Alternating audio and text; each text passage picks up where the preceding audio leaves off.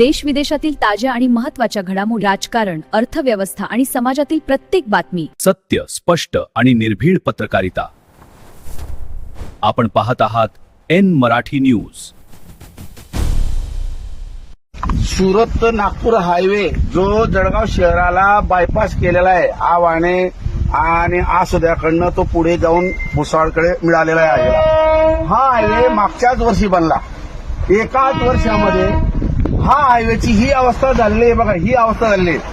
हे कमिशन खातात आणि ते कमिशन खाऊन आमच्या जळगाव जिल्ह्यातील आमदार, खासदार, मंत्री एवढे धड झाले की तुम्हाला सांगू का, यांच्याकडे अशी संपत्ती जमा झाली तेवढे दाऊद इब्राहिमकडे बी नाही आहे, तेवढी त्या याच्या ट्रम्पकडे बी नाही आहे. या चोरांनी असे प्रत्येक ठेकेदाराला लुटलेलं आहे.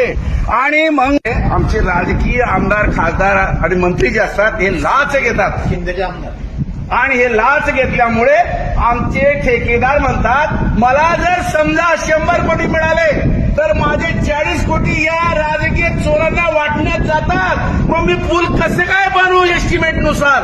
खरा प्रश्न आहे भारताच्या या रासाची, या नुकसानाची खरी जबाबदार राजकीय आमदार, खासदार आहे. खरी जर हीच आहे. हे जर सुधारले तर रस्ते सुधारतील, गावं सुधारतील, शहरं सुधारतील. पण हे लाचखोर आमदार, खासदार, मंत्री हीच खरी विकासाच्या आड येणारी जड आहे.